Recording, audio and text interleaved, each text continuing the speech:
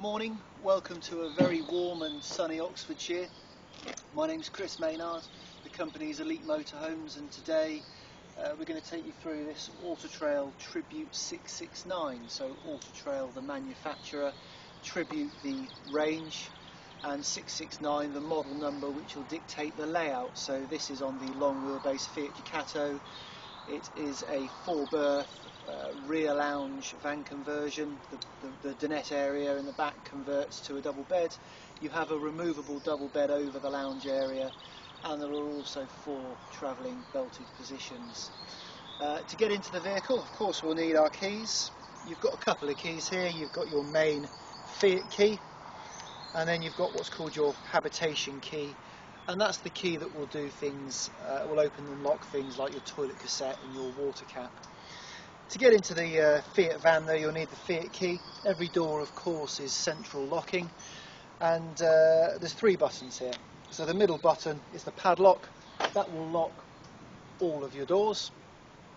The top button will unlock the cab doors only, and the bottom button, that will unlock the side door and the rear doors only.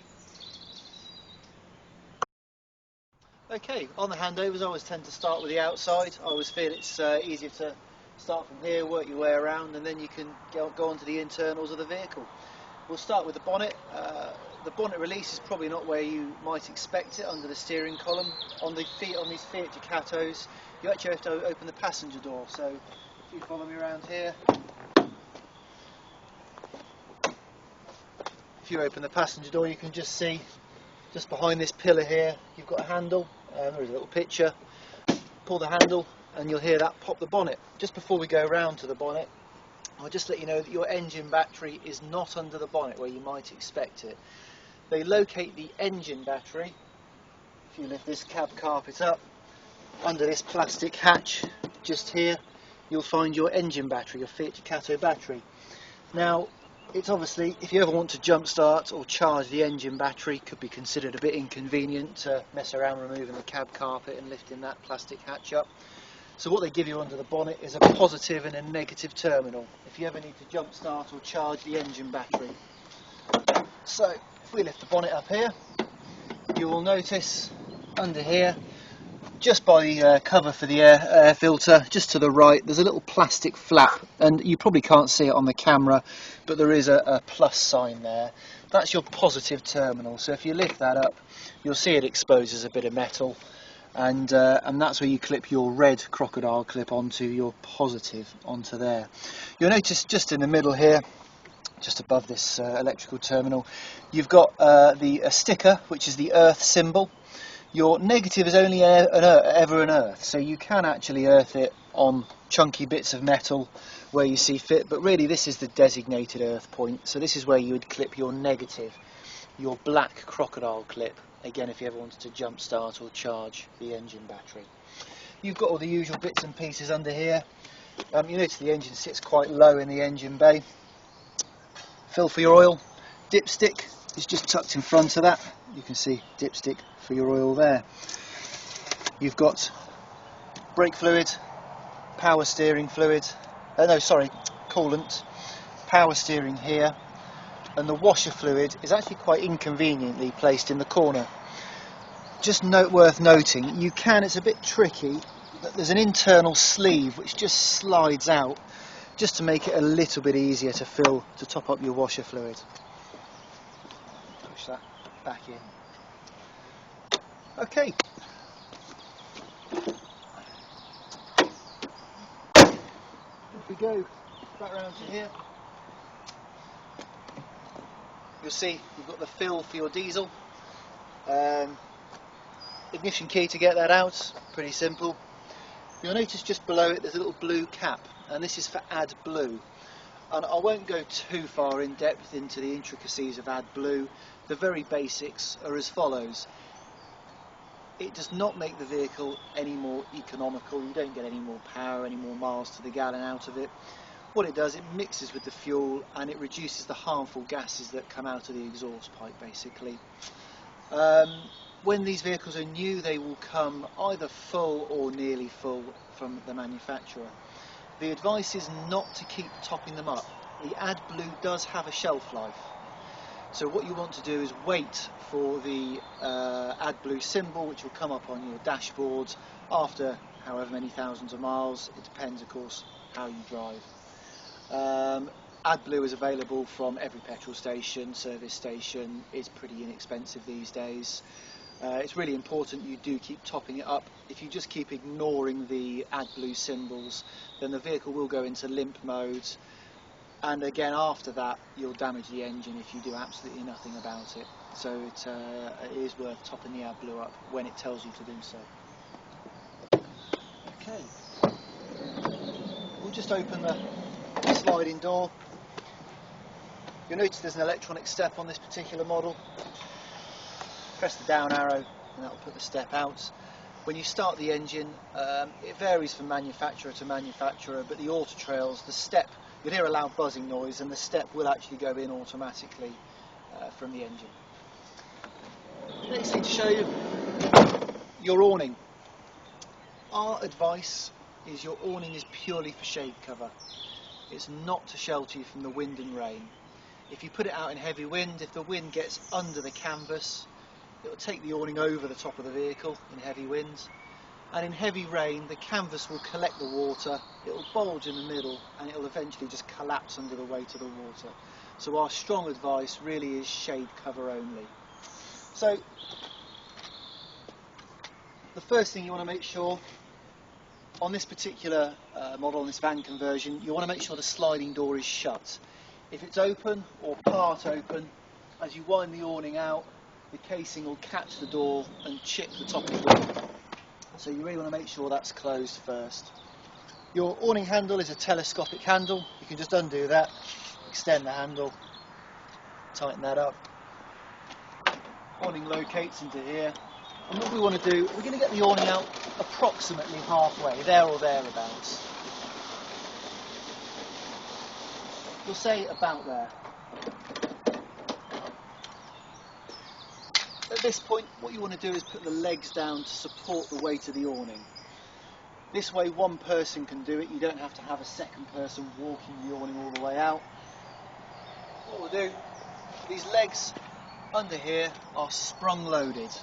So you just push them away, the leg will come down. Be careful again, the leg doesn't come down and scratch your nice metallic paintwork.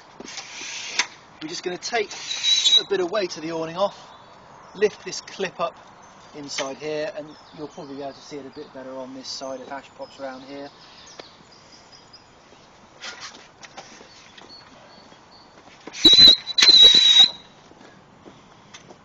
If you want to just pop around here, Ash, and just have a look, this is the clip which you need to lift up. You can just push it up and that will lock your leg in place there. Then we just want to move the leg out. Same with the one on this side. You can wind it out a bit further.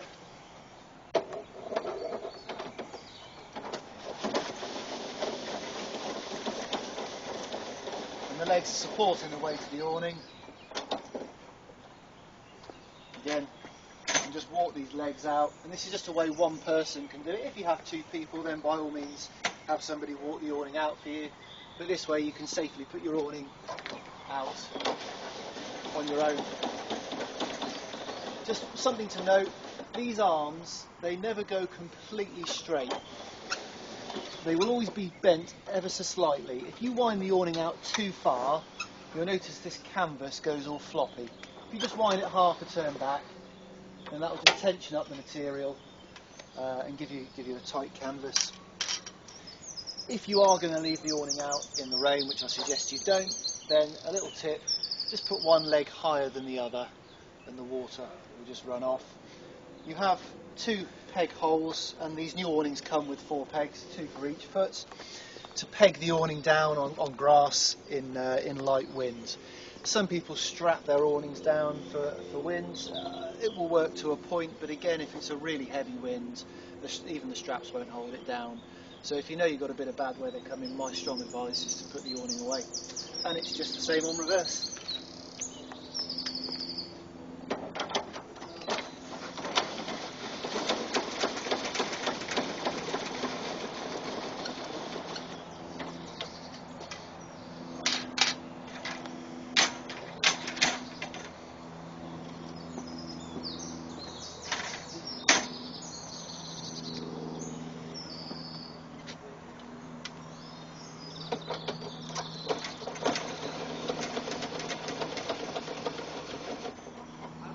With a coach built, when I'm putting the awning in and out, I would normally leave the handle in there. I don't really like doing that with the van conversions. You just have a tendency for the handle to drop down and damage the paintwork, which is why I'm taking it out every time. When the leg goes back, clip down. This leg, like I say, sprung loaded, and it doesn't matter if the foot's this way around or the foot's this way around, it will still just tuck into that little plastic locator there. Same as the one on this side. Okay.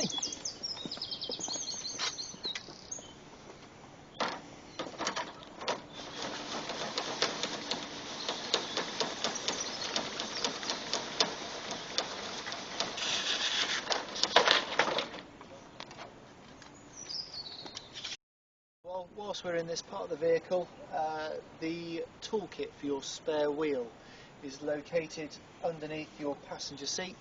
So you'll notice that there's a plastic flap here. You just lift that, this will angle forward. You then need to just pull, just lift each side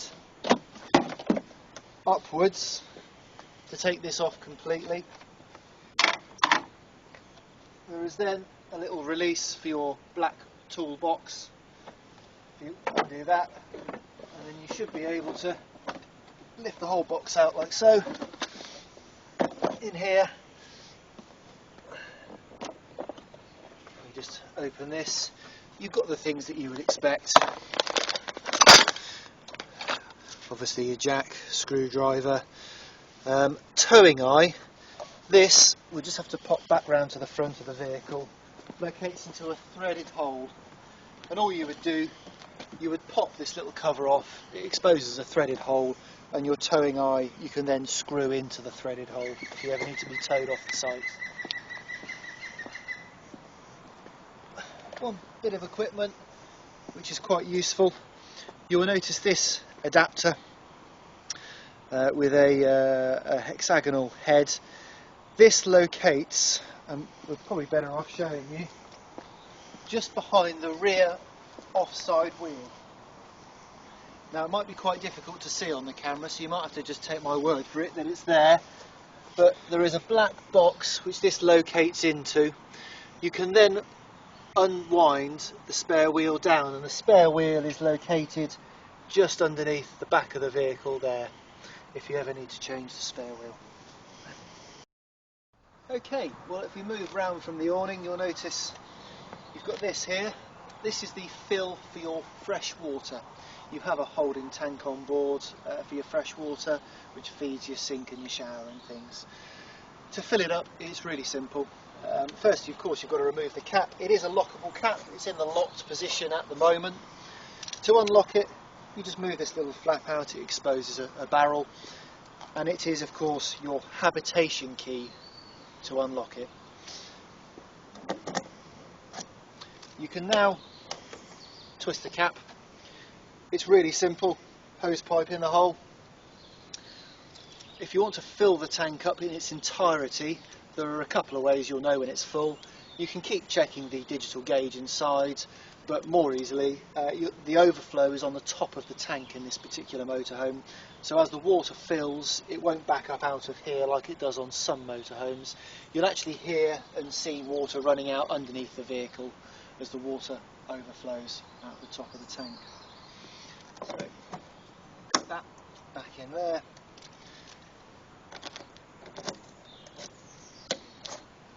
You can, with sterilisation tablet or regularly sterilising your tanks, make your water drinkable. Our strong advice really for drinking water, I would buy bottled water. Okay, just to the right of your water fill, you've got the gas vents for your fridge. You'll notice that the winter covers are on at the moment. For a lovely day like today, of course, we want to be taking them off. The easiest thing, find a 1p, 5p, 20 pence piece, a thin coin, and you just be able to twist these little caps here. 1 and 2.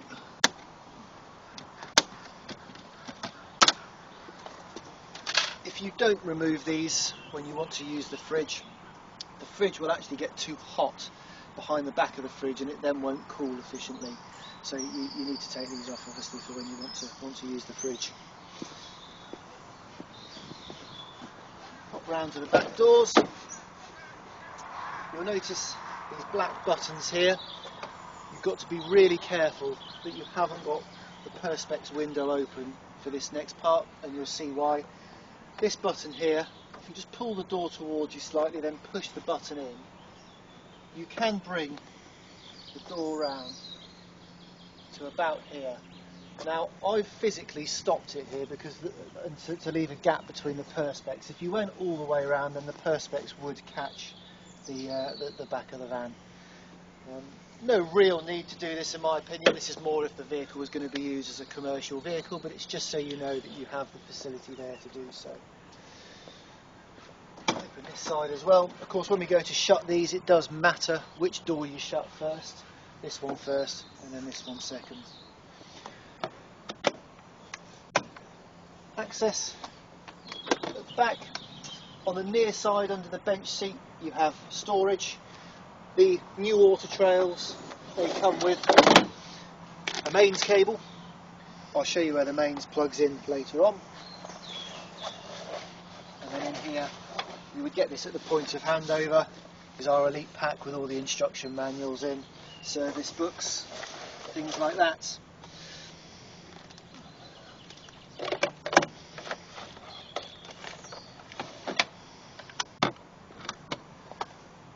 Under this side, we have got your combi boiler. I want you just to make a mental note of the combi boiler for now, because we will come back at some point to winterisation. Combi boiler in here, and this is your drain tap, your yellow tag to drain the water heater. But like I say, I'll come back to that when we talk about winterising your vehicle.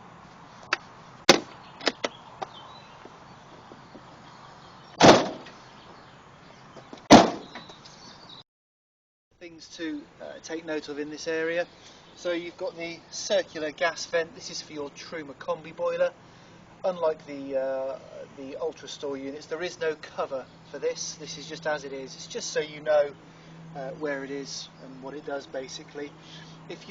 When we get to the running of the combi boiler, if you're ever uncertain if it's actually running off of gas, what you can do is you can come round and you can just stick your hand over the gas vent and you'll feel the warm exhaust gas being burned. So just a little tip, just put your mind to rest that it is in fact doing what it's supposed to be doing. Just to the right we have the Thetford toilet cassette. This is where all of the toilet waste goes. To get the cassette out, there is a little blue flap, little blue catch, under here. You've just got to lift that up, and the cassette should easily slide out. If there's any resistance, if it doesn't easily slide out for any reason, then that is most likely because somebody has left the release flap open on the inside. Obviously don't keep forcing the cassette, because if you force it hard enough then you'll snap the plastic off the top of the cassette. So it should easily slide out once that little catch is lifted up. To empty the cassette, it's pretty simple. This arm swings round, undo this cap. When you get to your waste disposal point on your campsite, when you tip the cassette, hold this button down to release the vacuum. So that will let the air into the cassette whilst you're tipping. When the cassette is empty, rinse it once, twice, a couple of times with fresh water, swill it, tip it again. You then want to measure out a capful of your blue or your green chemical. I tend to tip that down the spout, and then that's your cassette charged and ready to go. Some people add water. I can't see much point. I suppose you're just reducing the capacity slightly. I don't really see any reason to dilute the toilet chemical, but you can do so if you wish to do so. People often question what this is, or can we put the toilet chemical down here into the cassette? You can do it this way around. There's just a couple of things to be careful of. So you would slide this flap out, undo this cap, and you could put the toilet chemical through there. You've just got to be careful when you go to put the cassette back into the housing.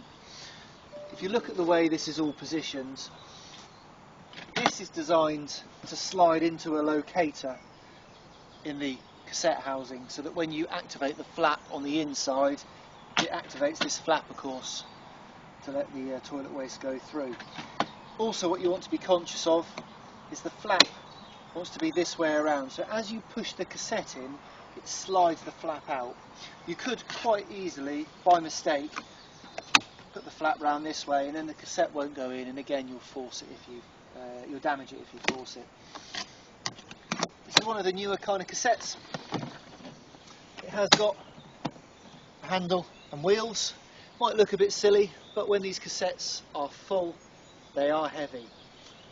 Also, the waste disposal point is normally quite far away, or can be quite far away from your pitch. So believe me, it might look a bit silly, but it serves a very practical purpose, which you will be thankful for. When you go to push the cassette in, you can always look down and just make sure that flap is sliding back as it should do, and as you push it in you get a positive click, like so. And that's it, that's your cassette charged and ready to go. It varies from motorhome to motorhome, but the toilet flush on this particular motorhome takes a direct feed from the freshwater tank, so it does not have a separate reservoir. Therefore you can forget the aquachem rinse, which is your pink chemical. You're just going to focus on either the blue chemical or your organic green, depending on which one you want to use. Okay, cassette door is of course lockable, and that's on your habitation key. That's the cassette door now locked. Just down here you'll notice there are two coloured taps. So the right hand one, the blue one, this is the drain valve for your freshwater tank. The grey one, the drain valve for your grey water tank. So you might be thinking, well, why do we want to drain the fresh water? You would do this during the winter. Again, I will come on to winterisation later on in the handover, but just make a mental note that this is where the drain valve for the fresh tank is. The drain valve for your grey tank, just for people that are new to motorhoming, people that already motorhome will of course will already know this, but the grey water tank, the holding tank, is for any waste that goes down down a sink plug, basically, down the shower. It is absolutely nothing to do with your toilet cassette whatsoever. It is purely grey water. The etiquette when you're on your pitch, on your campsite, you would have the valve closed, and you just turn it clockwise, and that will now close the valve. Any water going down a plug hole will now go into a holding tank, which is positioned underneath the vehicle. You do have a level indicator inside, which will tell you when your grey water tank is full and needs emptying. The majority of campsites will have a proper drainage area to dump your grey water. It looks fairly similar to a cattle grid. You drive over and you just dump your grey water and just allow it to run out, and gravity will do its thing. Okay, up here we have your mains hookup port. You'll notice we've got a cable ready to hook up to mains. Before we do so, again, this is for people that are not familiar with motorhoming. I just want to run through 12 and 230 volt systems. So the 12 volt systems, just to give you a basic overview, you have of course your engine battery, which starts your engine, and then you have what's called your leisure or your habitation battery. And as the name suggests, that runs the motorhome side of things, the habitation side of things. So things like your lights, your water pump are all run off of your 12 volt leisure battery. When the engine is running, you have a split charger on the alternator, which will charge both batteries at the same time. You don't need to turn anything on or off or switch anything over, it will automatically happen. When you hook up to mains, that will also charge your leisure battery. The charger is what's called a floating charger, so it won't overcharge or cook your leisure battery. When the leisure battery is full, it will stop charging, and then as the voltage drops, it will then start charging again the battery until it's full once again. There's a common misconception. People think that when you hook up to mains that everything just suddenly becomes 230 volts. That's not actually the case. All of your lights, your water pump, they all remain 12 volt. All that's happening when you're hooking up to mains, you are powering your 230 volt sockets, you're powering the mains appliances, and you're powering a charger. And what's happening is the mains charger is putting more charge into the battery than your lights or TV or anything are taking out of the battery. So that's just important to remember, that everything doesn't just become 230 volts when you hook up to mains. So on that note, if you want to run a mains appliance, anything with a 3-pin socket on the end of it, hairdryer, microwave, phone charger, if it's a 3-pin plug phone charger, they will only work when you're hooked up to mains. You have to provide the vehicle with 230 volts to run things like that.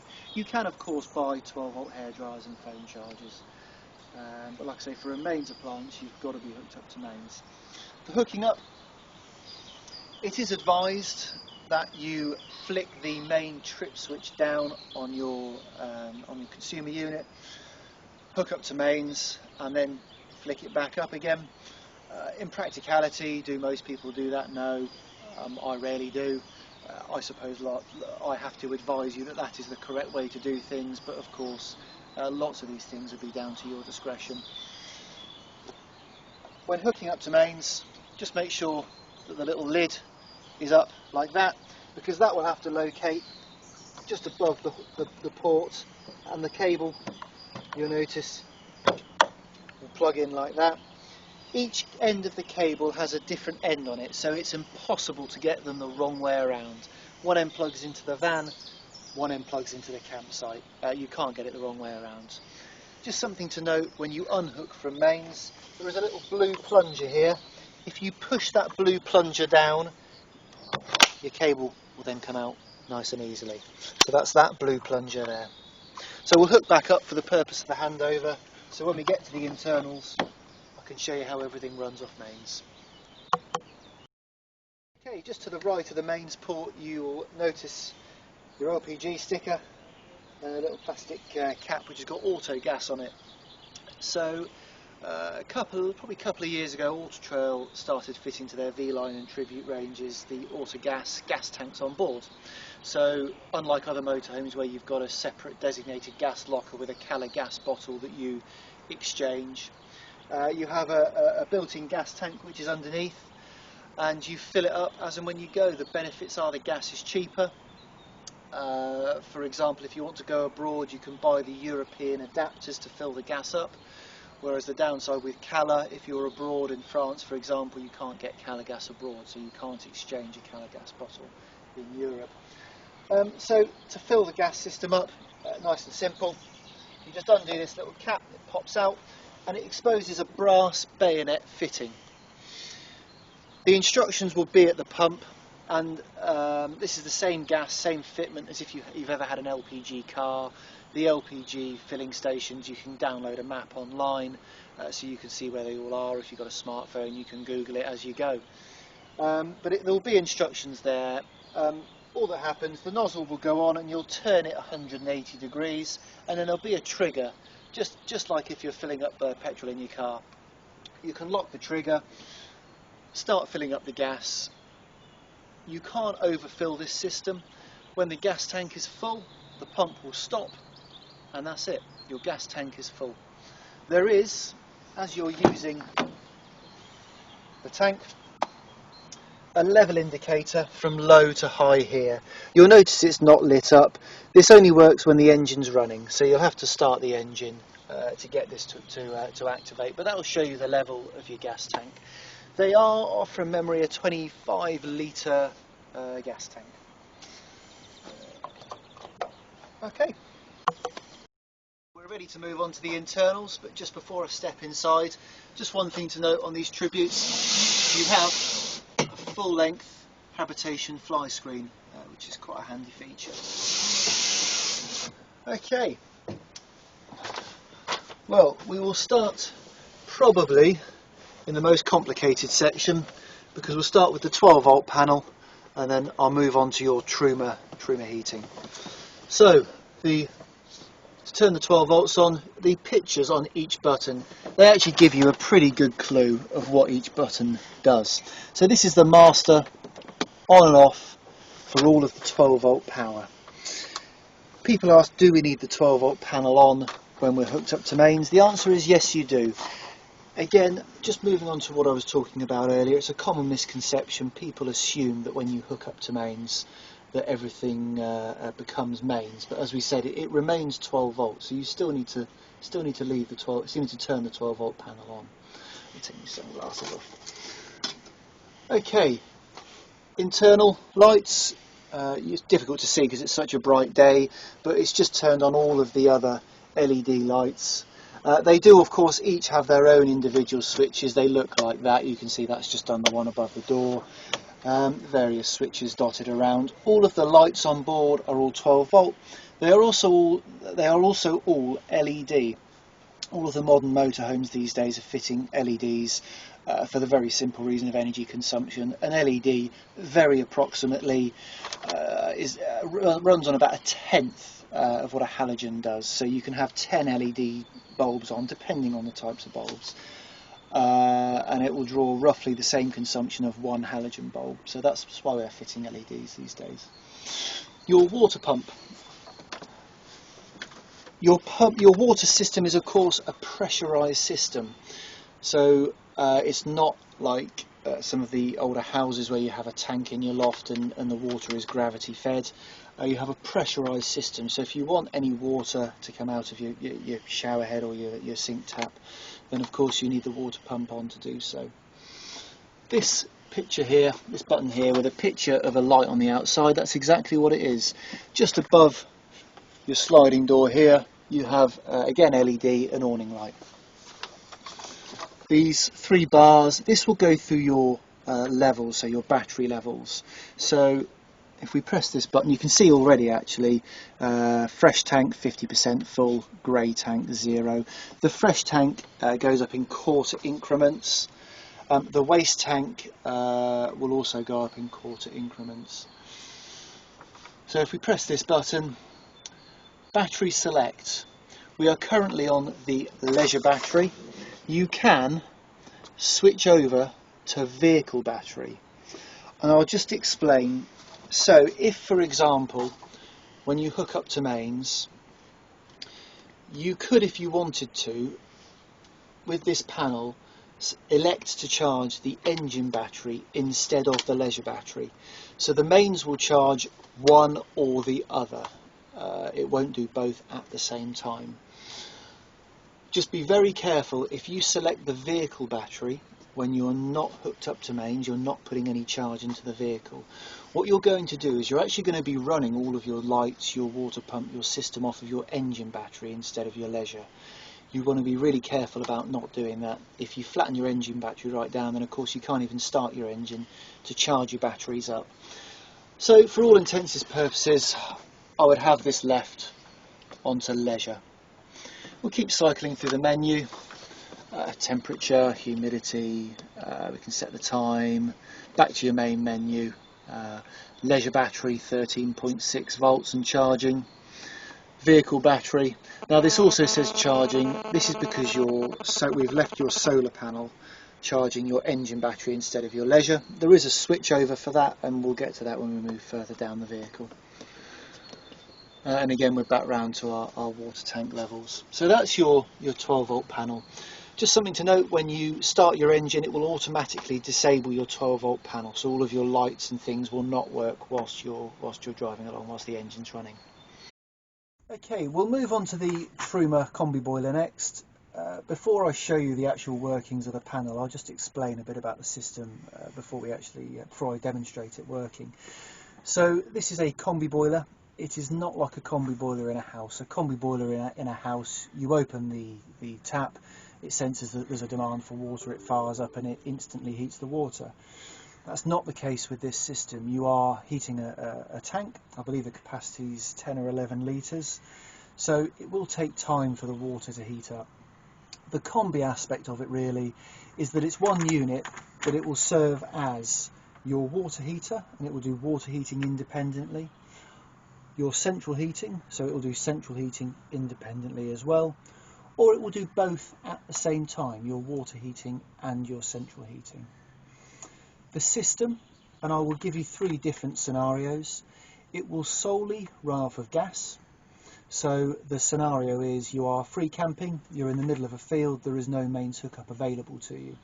So if you want heating or hot water, then you will of course have to run the system off of gas. The second scenario is if you are on your site hooked up to mains, you can run the system completely off of mains without using any gas.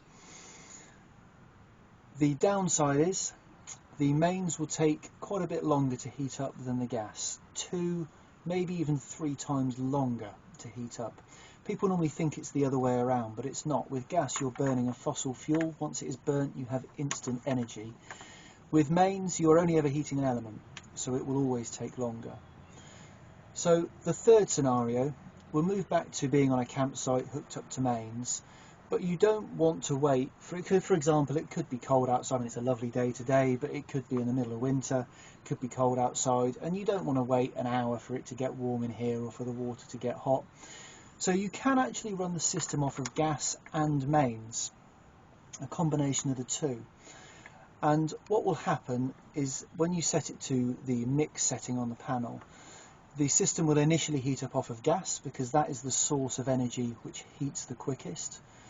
When the vehicle or the water is up to temperature, the gas will cut off, the mains elements will switch over and retain the temperature.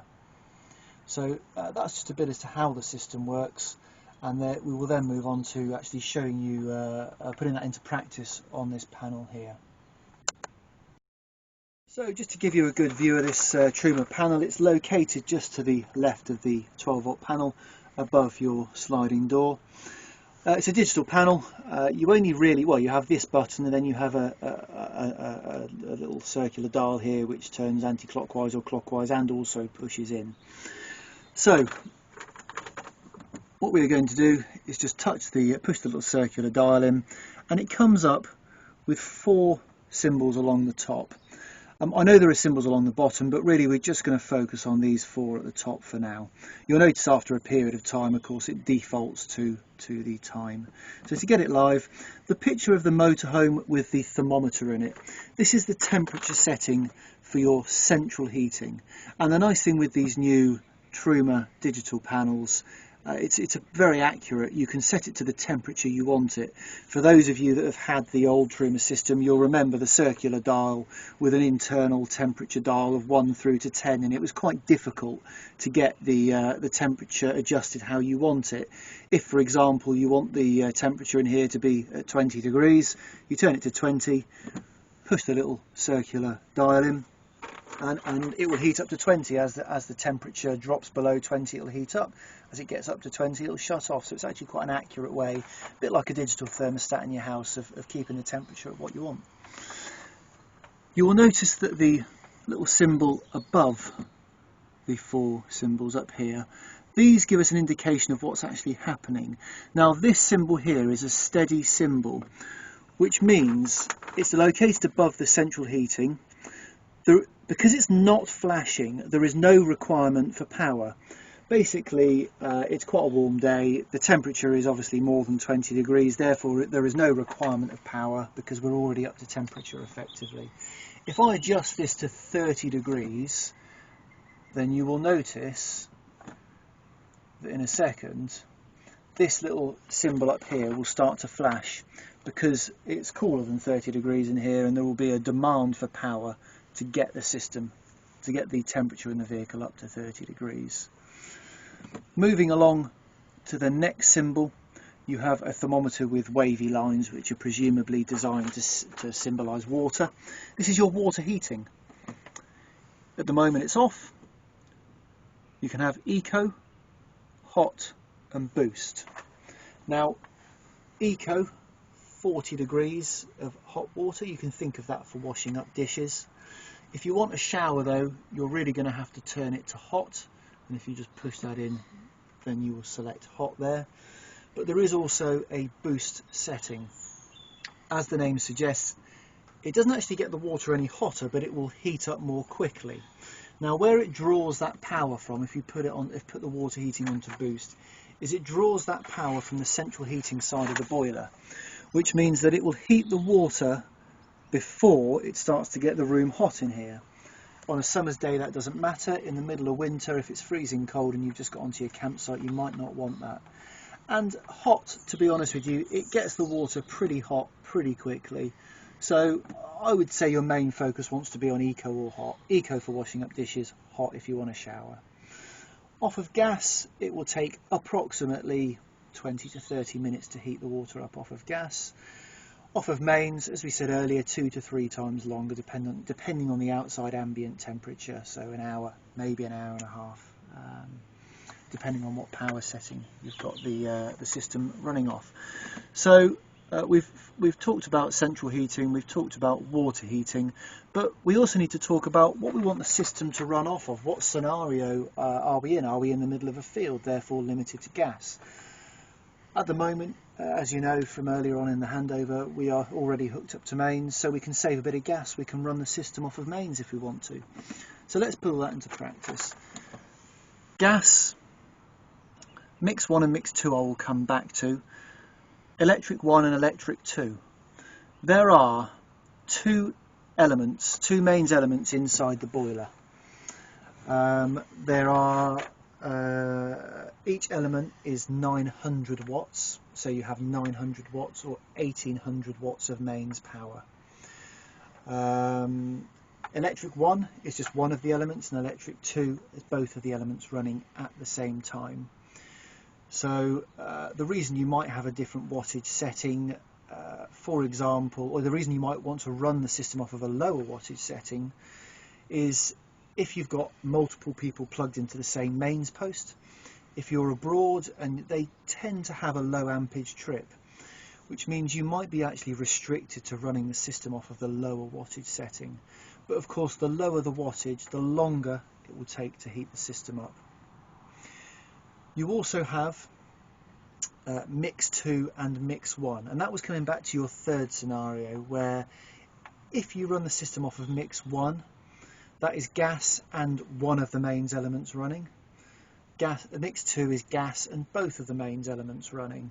So as we said, the system, whether you're running it off water heating or central heating, will heat up initially off gas. When the vehicle or the water's up to temperature, the gas will shut off and the mains will kick in. Okay, so we've talked about running the system off of gas, mains, or gas and mains at the same time. You'll notice just to the right here we have a fan setting. You have basically an eco or a high fan. There's a low and a high stage fan built into the system.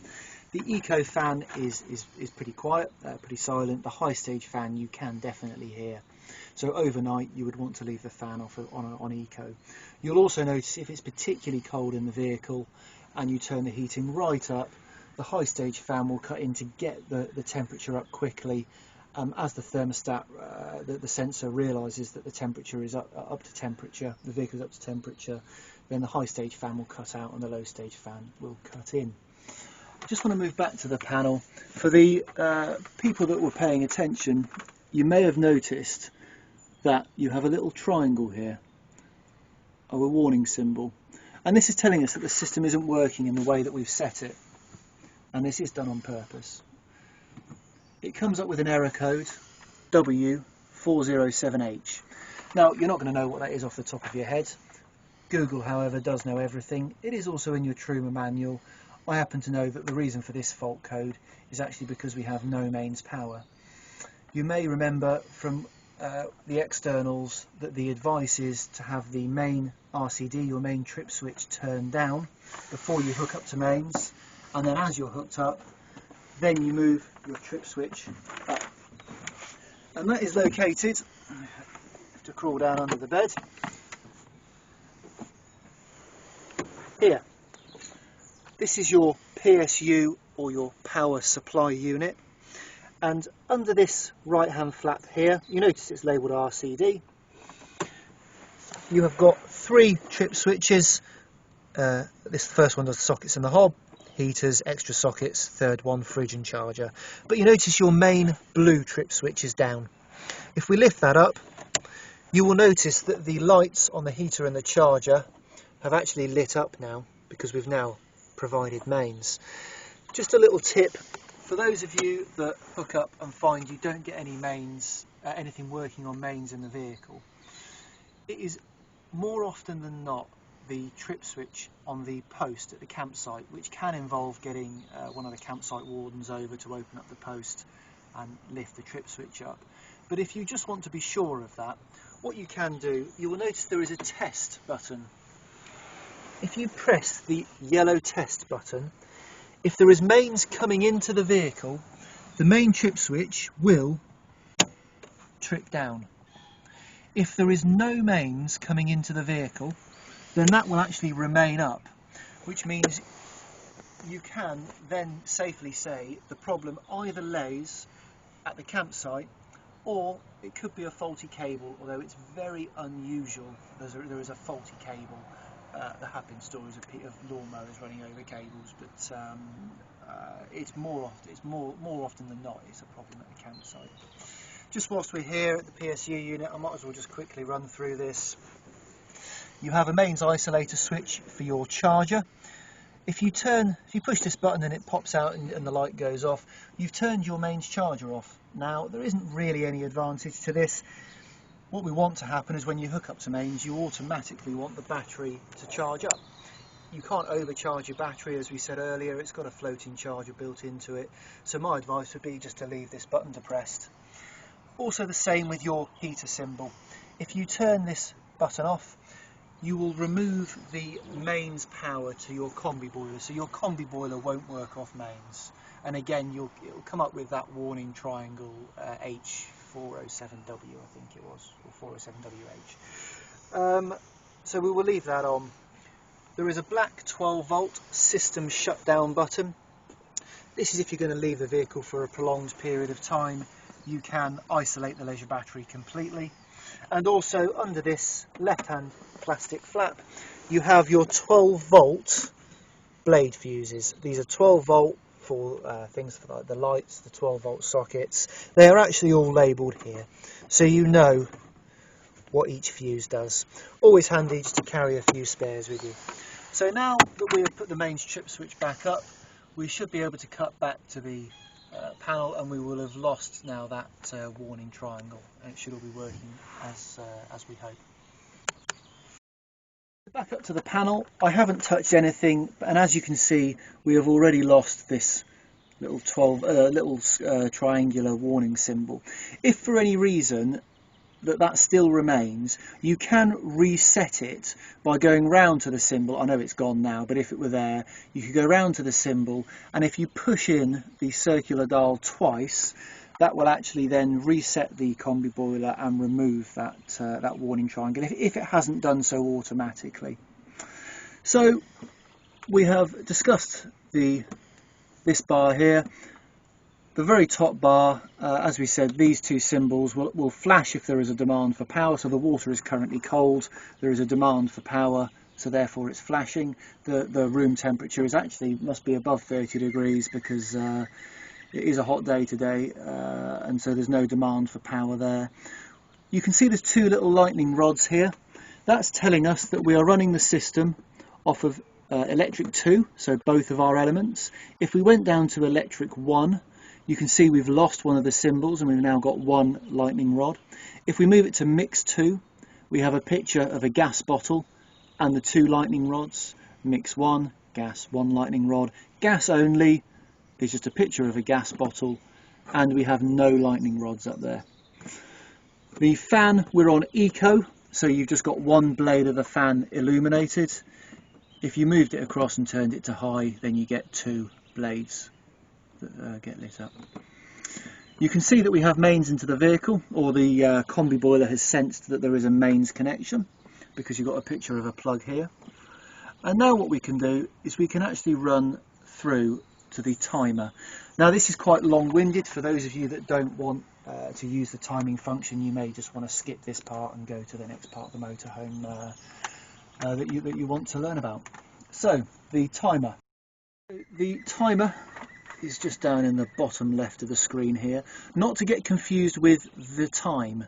You can of course set the time to how you want it. It's the correct time at the moment, so we shall leave it like that. But the very bottom left is the timer symbol.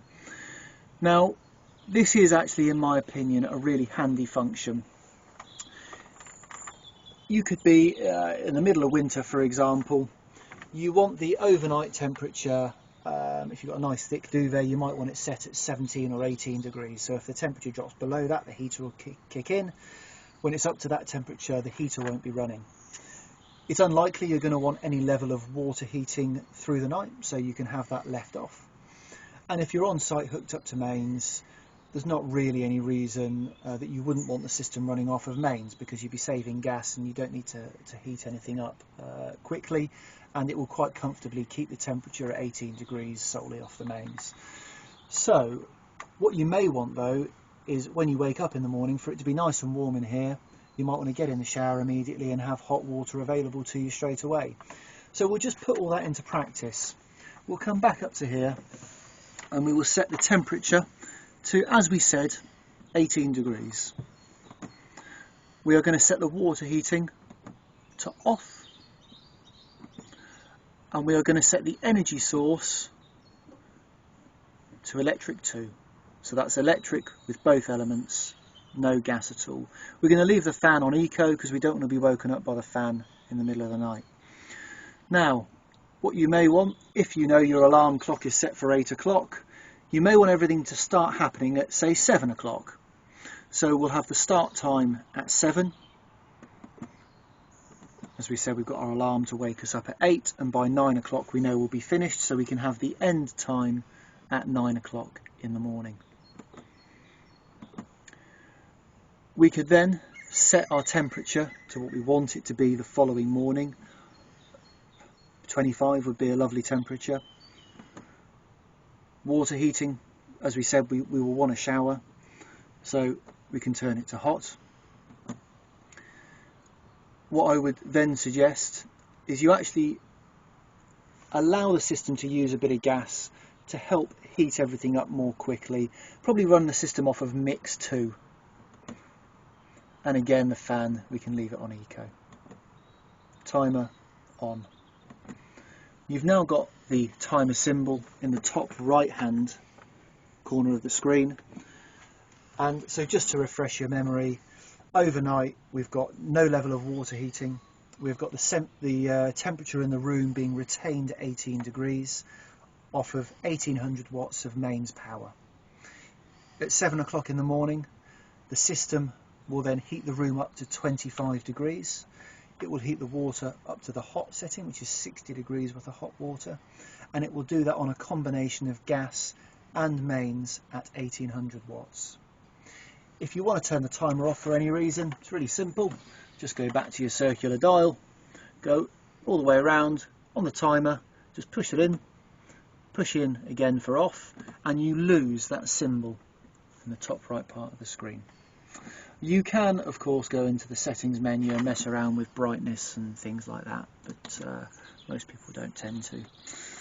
So when you go to shut this system down, and I probably wouldn't bother completely turning off the screen when you're away in your vehicle using it, but when you park it up on your drive or into storage, you want to make sure there are no drains on the leisure battery ideally. Even a small drain could drain it down over the period of a few weeks.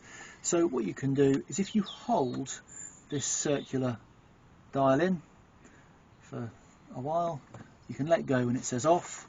The system goes through a shutdown procedure, and you'll notice that the screen will go completely blank, and it will completely turn off and remove any 12-volt drain from the combi boiler display screen there. Okay. So we have the two travelling positions in the back here. Just something to note, there is, if you pull that up, you've got a bit of handy storage under there. For the purpose of travelling, of course, you want to make sure your seatbelt plug and socket aren't tucked behind the seat. Your table is removable. I don't know why you'd need to remove it. You can travel here with the table in place, but you just lift it up and it will then pull off the runner like so. And to put it back on, lift it on at an angle and it will just drop down onto the runner. Underneath here there's a little thumb screw. You pull that down and then the table will swing round, and you'll see the reason for that in a second, because these cab seats both swivel. The release lever is, you might be struggle to see that, but the release lever is here.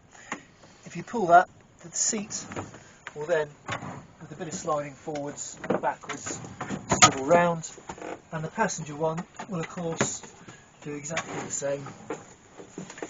And it now becomes pretty apparent what the extension's for. You can put all that back to how it was. Also, just something to note, you do have a bit of work surface extension as well, and to get that back down you just got to lift these angled brackets up, and then that bit of worktop will lock down back into place. Down to the fridge here. It's a three-way fridge. Lots of you will be familiar with what that is, and lots of you won't, I suppose. A three-way fridge, as the name suggests, three sources of energy that it can run off of. Again, I'll give you three different scenarios. So the fridge will run off of gas for when you are free camping, no mains available. The fridge will run off of mains for obviously when you're on site hooked up to mains, or it's parked outside your house and you want to chill the fridge down before you go off on holiday. Alternatively, the fridge will run off 12 volt. Now it's important to note that the 12 volt side of the fridge does not run through the leisure battery. So if you put the fridge onto 12 volt, it won't chill down off of the leisure battery. The fridge takes a feed from the split charger on the alternator. So what that means, very simply, you've got to have the engine running to run the 12 volt side of the fridge. What you will start to notice as you get more familiar with the vehicle, the gas and the mains will get the fridge cold. The 12 volt really only keeps the fridge cool. So our advice, before you go away on holiday, before you load the fridge up, maybe just for an hour or two, chill the fridge down off of gas first before you set off on a long journey, because like I say, the 12 volt will really only retain the chill in there. So if we move down to here, you can see the top setting here is a 0, so that's off. The picture of the plug, pretty easy to guess what that is. That is running the fridge off of mains. The battery is of course 12 volt, and the gas is the gas symbol. So this is a little bit more involved to run the fridge off of gas. You have to turn this so the little arrow lines up with gas first. You have to push and hold this dial in at the same time as holding in this little silver button with a lightning rod on it, and you won't be able to hear it on the camera, but I can hear it. If I hold the button down, you can hear the little igniter clicking. You may or may not be able to hear that on the camera. When you are holding both these down, what you really want to focus on is this clear window here. So holding this down, focus on the orange bar. Oh, you even heard that pop and ignite. As the bar moves up, you can let go of the igniter. The bar has moved from the white into the green. Hold this dial down for another 5 to 10 seconds and then let go. You just want to allow the thermocouple to heat up. If the orange bar falls back out of the green and into the white, then it hasn't ignited, so repeat the process. If the orange bar remains in the green, then it has ignited and the fridge will get cold off of gas. To get into your fridge, you've just got to push this button down here, and then you'll be able to open the fridge door. You have got your freezer box up here, which is also removable. There are instructions on the front, there's a clip either side. You undo that, and if you want more fridge space, if you're not bothered about freezing, then you can actually take out the whole freezer box if you want to do so. Ash, if you want to just pop round here and just have a look at this. If we push and slide this out, you notice it just pushes out these 1/4 of an inch. And this is for when you're not using the fridge. If I now you have to gently shut the fridge door, you hear a positive click, and you'll notice there's now a 1/4 inch gap. That's just to vent the fridge when you're not using it. It stops mould building up in the fridge for when you're storing it in storage or on your driveway. Okay, turn the fridge off. Just turn this all the way anti-clockwise so the arrow lines up with the 0, and that's now the fridge is completely off and you've lost your blue light inside as well. So here we have the Thetford triplex grill, oven and 3-burner hob. They vary from motorhome to motorhome, but that's what's in this particular motorhome. Without pointing out the obvious, this is not a ceramic hob. In the days when Elite Motorhomes used to do rental, we did actually have a Canadian couple once who thought it was, and they cooked on the glass, which of course eventually gets black, heats and explodes. So you do need to lift this glass up, and of course you cook on these metal grills here, not on the glass. There is no safety valve on this glass. I know there are on some motorhomes like Swift, so it prevents anybody from doing so, but you could technically have these burners lit with this glass down, which of course you don't want. The symbols show you what everything does. So this is of course the left hand hob, this the top hob, and this the bottom hob. Turn, push, hold in.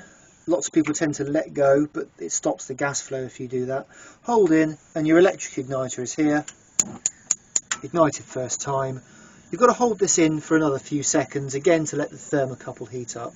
If you let go straight away, then the flame will go out straight away. And what we want to see from each hob is we want a nice blue flame. If you have a bright orange flame, you have a problem. Turn your hob off. The reason you may have an orange flame, or the reason you will have an orange flame, is the gas and air mixture isn't correct. And what can happen, I'll just turn these off, they're getting quite hot. If you clean these with a cream, as the cream solidifies in these tiny little holes, and the gas and air mixture is then not as it should be. So our advice, use a spray instead of a cream to clean the hobs. We'll just fire up your grill and your oven. The grill is the right hand side, the oven is the left hand side. So you push and turn igniter, and you'll either hear it, or if you're looking you'll see it. Again, we have a nice blue flame up here on the grill there.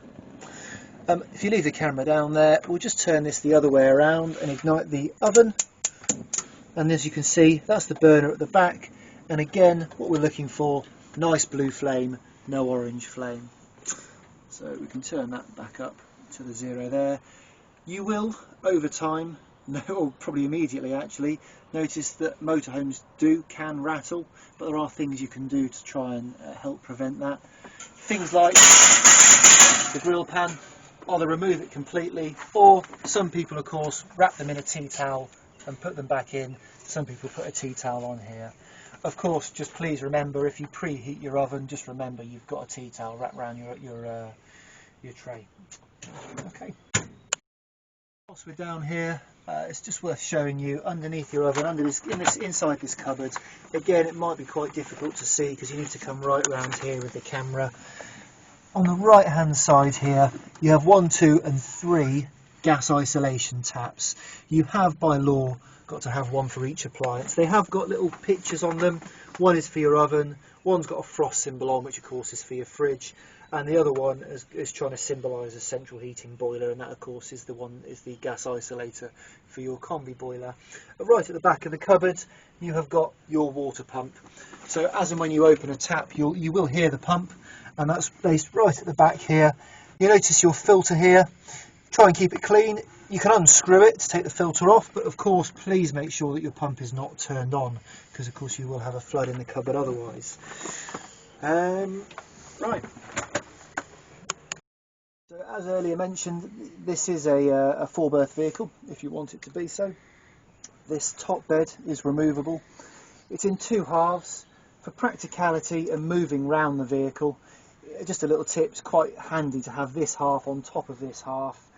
It just means you've just got a bit more space to move around the vehicle. If you want to take it out altogether, it's really simple. You just lift the mattress off, you lift this out, and same with this section, and then of course this area becomes completely free, and you can just use the vehicle as a 2-berth vehicle if you want to do so. So like I say, this is just quite handy just to leave up like this if you are going to use it as a full berth and when you want to move around the vehicle. And I'll probably just leave it like this for now and just talk through making this rear dinette up into a bed. So what you do is you just lift this up, this section pulls out to the middle, and you do the same with this side here.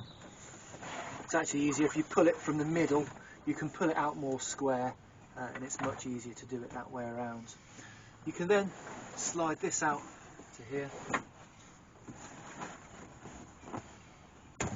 There's a corner cut out here, so this cushion is the cushion that has to sit up here.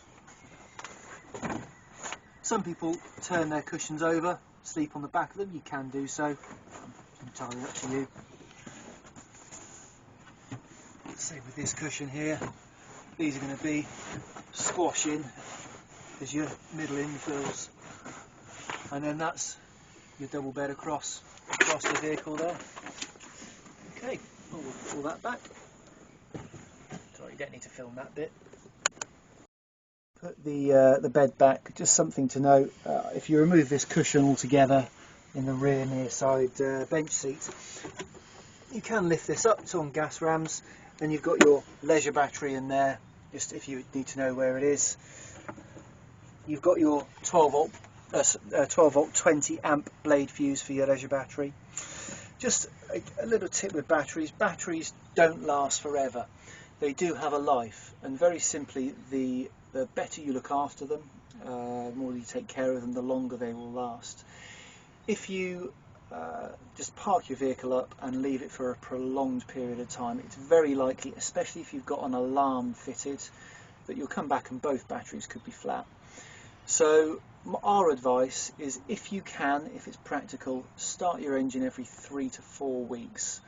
Not only will it keep topping the batteries up, because it's much easier with batteries just to keep topping them up instead of letting them go dead flat and then trying to get them to accept a charge at a later stage. You often damage them when you're doing that. But if you can keep on top of battery maintenance, run the engine, take the vehicle for a drive is even better. It stops things like tyres cracking over long periods of time. Get some warmth, get some oil, it just takes care of your motorhome a bit better. So really try and keep on top of keeping your batteries topped up if you can do so. You do have a solar panel, which I will move on to in a bit, but even still, even if the solar keeps the battery topped up, you are still better off running the engine, just for the purpose of keeping the engine, keeping all around the engine really. So, okay. So we're in the bathroom. You do tend to, of course, get a smaller cubicle in a van conversion. You've got a fold-up sink here. Again, space-saving initiative. I will just open the tap very quickly. You may even, at some point, I don't know whether you can hear it with the camera, I can hear the water pump whirring away. As we said, it's a pressurised system. You'll notice that there is no plug, no drain valve for the sink. It actually all drains down the back. Now you have to lift this up, but slowly. If you lift it up too quickly, then what you end up with is water leaks out over the front here, which is not the end of the world. This is a wet room. It is, of course, designed to get wet. You've got vanity cupboards in here, and in fact, just one thing I do want to show you is the water saver on the end of your shower. You'll notice that if you open your shower tap, no water comes out. You have to hold this down, and as you let go, the water stops. And the idea is it's water saving, so that you're not just constantly running the shower and wasting water unnecessarily. Okay.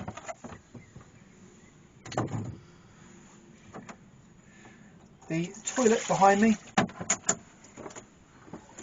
The toilet is a swivel toilet. Just a couple of things to note here. The release flap is just down at the front of the toilet here. This is the lever that activates the cassette lever on the top of the cassette, which we talked about earlier. Open and close. That's also the flap I was talking about. If that remains open, you won't be able to get your cassette out from the outside, so you've got to leave that closed, of course. Toilet flush. when I say toilet flush, it doesn't really flush the whole system, it's more of a rinse. So if you press this button, then it will just put fresh water fed from the fresh water tank around, like so. You can let everything go through into the cassette. There is a little indicator here, green through to red, as it gets more full, of course. Without being too graphic, you don't really need the indicator, because as you open the flap you can actually see straight down into the cassette anyway. Shower curtain, pretty self-explanatory, so we can move out of the bathroom. Behind the cubicle, the bathroom cubicle, so we are, just to give you an idea of our location, just above the rear offside bench seat in the rear lounge. This cupboard here, if you open this cupboard, for those that are new to motorhoming, you probably won't know what this is just from looking at it, but this is the solar regulator. So the regulator, as the name suggests, regulates the charge that the solar panel is allowed to put into the batteries. Again, a bit like your floating charger from your mains charger, it won't overcharge or cook the battery.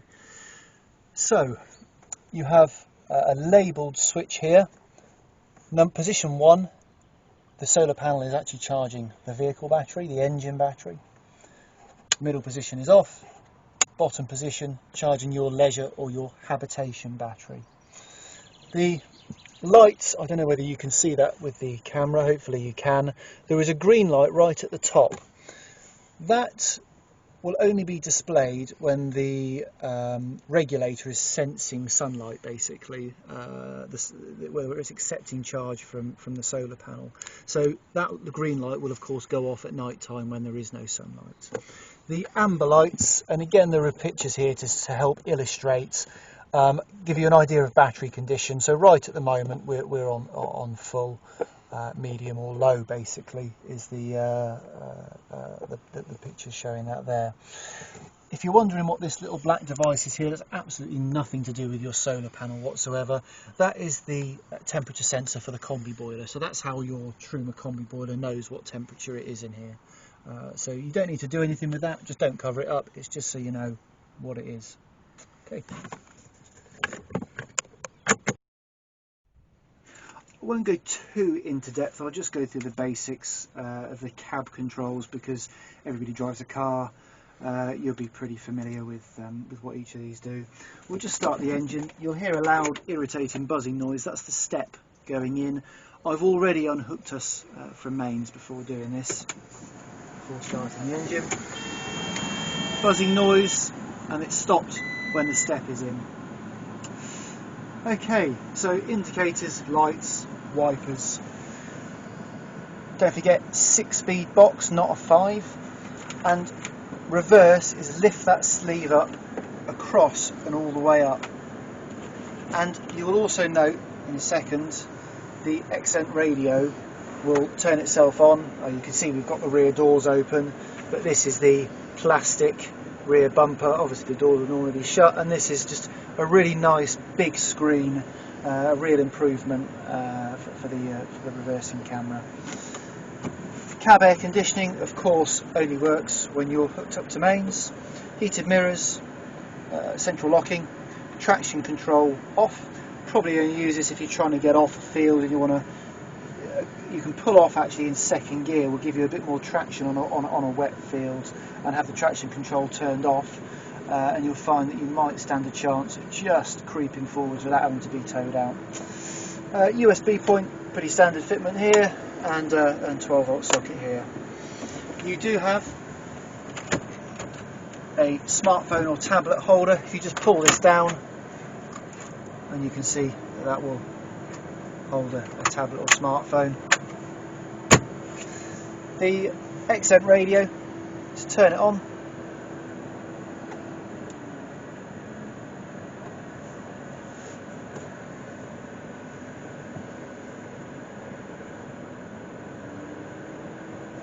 This is a brand new unit, so you'll have to excuse the sticker on. We've left this for the customer.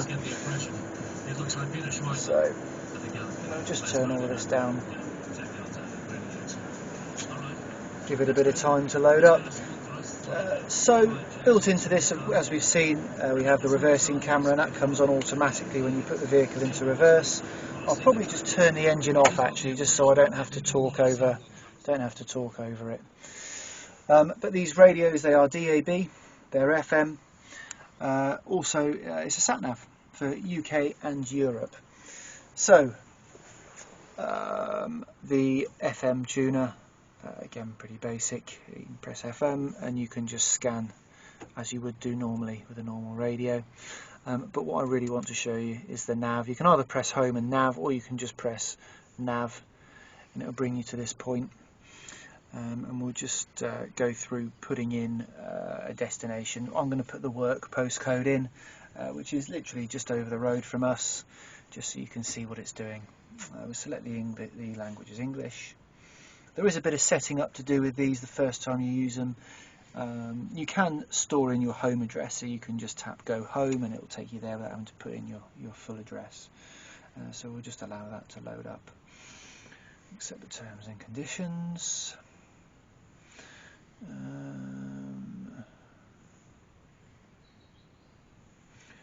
We'll leave the voice as James. So I'm not going to set up all these preferences. The customer may want to change these and get them how he wants them. Who collects next Tuesday, I believe. So to put in a destination, just going to press the menu, new route. You'll notice there is also a camping symbol. It'll start to show campsites, which is also a very helpful feature. But new routes, address,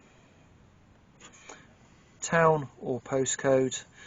We'll put in our work postcode, which is OX17. Have to put the space in, otherwise it won't recognise it. 2QY.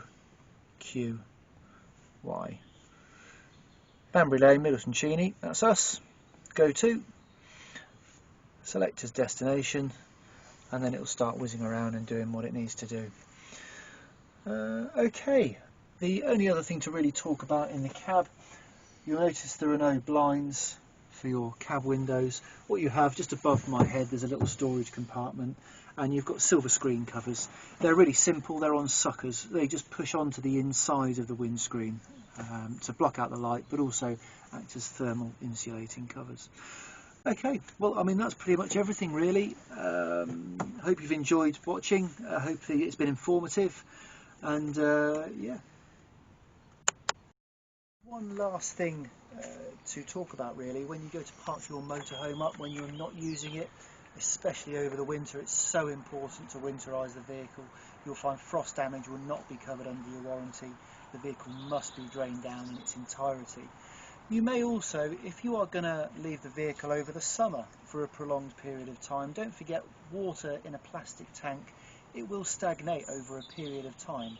So it can become good practice to actually completely drain the water system down after every use. You don't have to. Lots of these things are down to your discretion. But like I say, in the winter, it is really important that the water system is drained down in its entirety.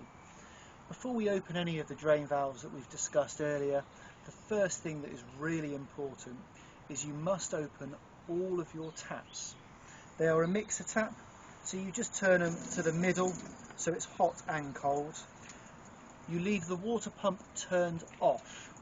You'll notice there is some water coming out of the tap, but as the pressure drops, that will eventually stop. The reason we open all of the taps, it releases the air pressure. If you leave the taps closed, you will trap water in the lines. It's a similar sort of principle. If you have your thumb over a straw in a drink, when you take the straw out, the liquid remains in the straw until you take your thumb off the end. And it's the same principle if you leave those taps closed. So they must be open first. Your shower head, take that off the hook, rest it on the shower tray floor. It just stops any water getting trapped in that U shape in the shower hose. Okay. We'll just pop back round. You may remember earlier we discussed that the drain valve for the combi boiler is in here. So you will notice the unit itself is here, but there is a yellow tag. Now To drain the system down, the water heater down, you will have to lift this tag up and you'll see water coming out underneath. We will then hop round to the freshwater tank, and it doesn't actually matter which order you do this in. You can drain the freshwater tank and then the water heater, or the water heater and the fresh tank. It doesn't matter. We're just going to turn this valve anti-clockwise, but also you'll notice that this pipe unclips. We're just going to unclip it and just allow that pipe to drop right down, otherwise you won't completely drain the water tank. Then what we're going to do is we're going to do absolutely nothing. Go and make a cup of tea. Go and let gravity do its thing. What we want to do is allow all of the water to run out of the fresh tank and the boiler. When that has completely finished, what you then want to do is go back round to your 12-volt panel, flick your water pump on for 30 seconds and then turn the pump off. That will just push the last of the water out of the taps and out of the pump. You will hear coughing and spluttering, but that of course is all perfectly normal. Then what you want to do is turn your pump off after the 30 seconds and leave everything open.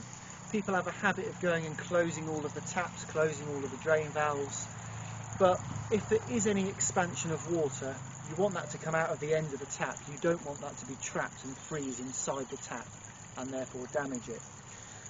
If you want to be extra safe, if you remember where your water pump was, which is situated underneath the triplex oven in that cupboard, you can also unscrew the water filter and leave it on. You've just got to be really careful when you go to fill the system back up again. Remember to do exactly as you have done, but in reverse, otherwise you'll end up with a flood inside your vehicle. Hopefully that all makes sense. About winterisation, but we'll also just briefly touch on de-winterisation. What do you do when you want to go and use your motorhome again? What order do you want to do things in? So, of course you want to close the drain valve off for your boiler, the drain valve off for your fresh water tank. Fill your fresh water tank up or put a capacity of water, it doesn't have to be full. Open up one of your taps, so make sure the others are closed. It doesn't really matter which tap, we've just chosen the kitchen tap just for ease. You'll want to turn your 12-volt panel on and you will want to turn your water pump on. You'll notice the pump runs, but at the moment there's no water coming out of the tap. Now what's happening is the pump is pumping water from the fresh tank into the boiler and around the system right through this tap. And you'll notice it's just going to push the air out of the tap. And this can happen for a few minutes, but eventually you will get a steady flow of water. And as and when you do get a steady flow of water, turn the tap to cold just to get the last of the air out of that. Go to the shower tap, the bathroom sink tap, and do the same, get the air out of them. Same with your toilet flush, just run your toilet flush very briefly.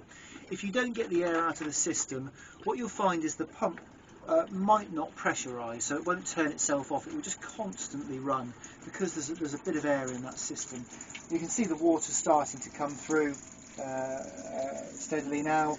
As we said, you just get the air, just slowly turn to the cold, back to hot. There's now no air in there, and you'd go and repeat the process with your other taps. And that's your vehicle de-winterised and ready to use. I mean, that brings us to the end of our virtual handover. Hopefully it's been informative, helpful. Once again, my name's Chris Maynard. We're Elite Motorhomes, family business, here to help. And yeah, any questions, feel free to drop us a line.